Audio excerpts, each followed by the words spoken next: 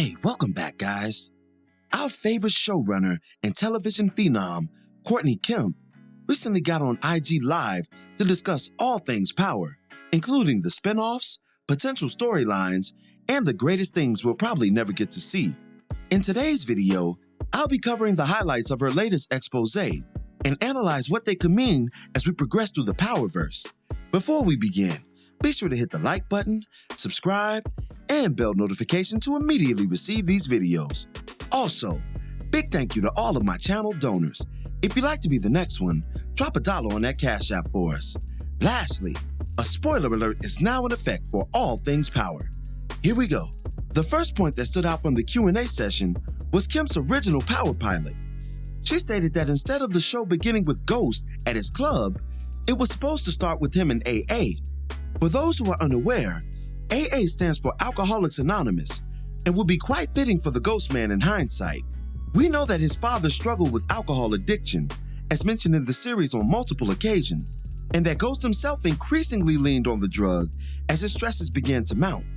In fact, Ghost's drinking played into the wedge that evolved between his family along with his other drugs, ambition, Angela, and the life itself, though the latter was a constant point of contention for the legendary character. These shortcomings further define Ghost as one of the most complicated personalities in television.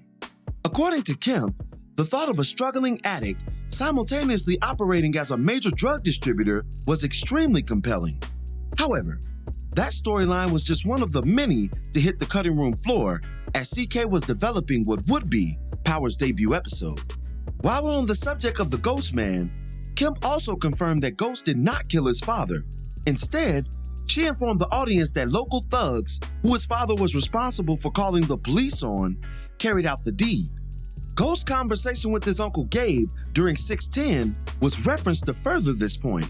Now, if you remember a while back, I questioned whether or not Breeze was the culprit behind the Elder St. Patrick's death, and if Ghost killing him wasn't only mired in Breeze's suggested denial of the former's one last chance, but rather a revenge plot altogether.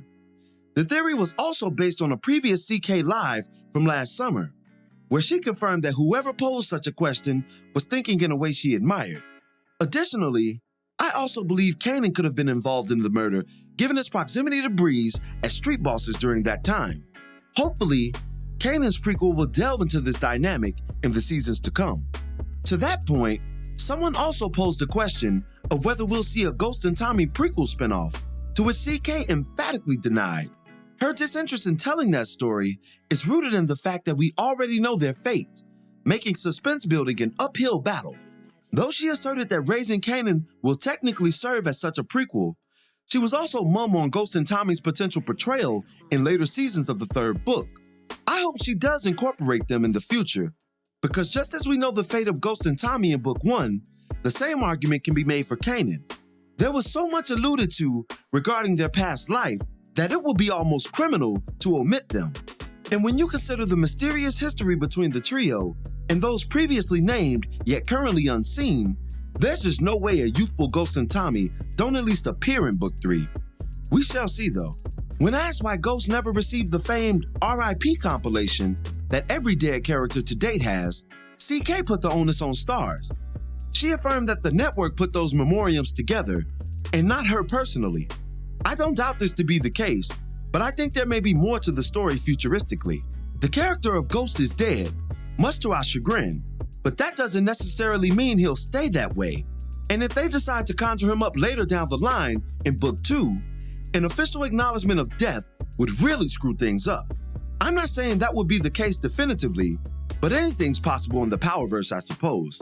Ghost did get an official funeral early in Book 2, and if that's not enough to satiate your Ghost appetite, this commentator gave him a rousing eulogy immediately following his tragic death.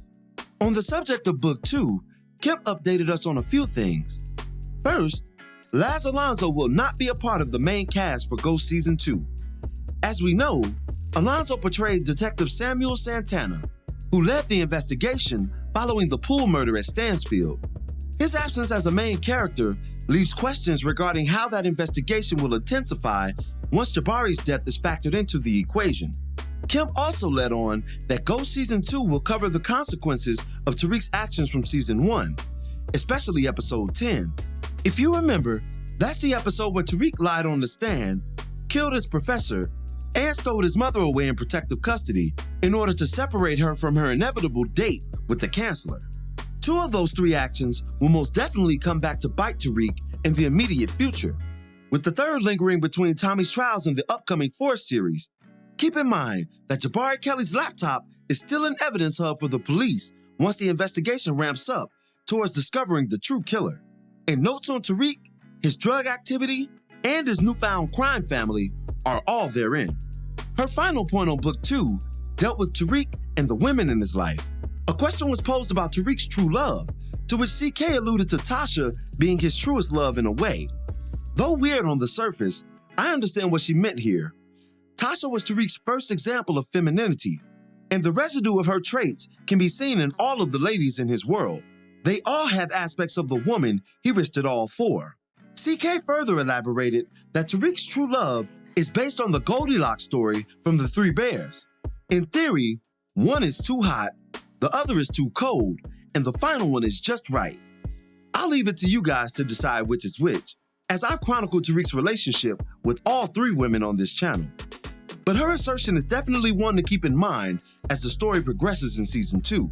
In the case of Tommy's upcoming saga, CK described it as a non-stop action thrill ride. Every single shot we've been blessed with this year seems to confirm this reality. If that's not enough, CK also addressed a fan suggesting that Elisa Marie could come back for Tommy due to Proctor's death. Kemp reacted emphatically with, "You are paying close attention. We haven't seen Elisa Marie since Tommy's final Book 1 appearance in 613. In that episode, Elisa confirmed that she knew that Tommy killed her father, to which he replied, "If you want to come see me about it someday, I'll understand." The fact that CK acknowledged this potentiality sparks many a question in my mind, but primarily this: wouldn't it be something that the baddest motherfucker to ever walk the Powerverse, not named Ghost or Kanan, is taken out by a mere child? If you really think about it, those latter 2 badasses were taken out by children as well. Kanan by Tariq's betrayal, and Ghost by Tariq directly. It wouldn't be far-fetched to believe that Elisa's loss of her final saving grace would sow a murderous resentment in her heart that only death could heal. Her killing Tommy would be tantamount to little Keenar killing Omar in The Wire. The question is, how would they pull it off? Maybe a time jump? The possibilities are endless. While we're on The Wire, Kemp refused to rank the classic series against Snowfall and her own, and perhaps rightfully so. The Ghost Man caused quite a stir when he did so recently, and I'll be breaking that segment down pretty soon as well, as there are things in that debate that aren't being considered that I'll be addressing. Finally, and most infuriating, CK told us that there's a plethora of unreleased power footage that Starz is blocking from release. She also mentioned her desire to film a movie that would take the place of a potential Power Book 1 Season 7, something that Starz also hindered. As avid Power fans, how impactful would such footage be to bridging the gap in a multitude of storylines with our favorite characters? Like, come on, Starz, get off that. And that'll do it for this one. What do you make of all this? Be sure to drop me your thoughts in the comments below. As always, I thank you for watching today's video. If you like today's video, go ahead and drop $1 on that Cash App for us, hit the like button, share it with your friends who are Power fans, and subscribe for more content such as this. This is Rudy P. Magic of Rudy P. Magic Beats, and have a blessed one until the next one. Peace, y'all. Ready.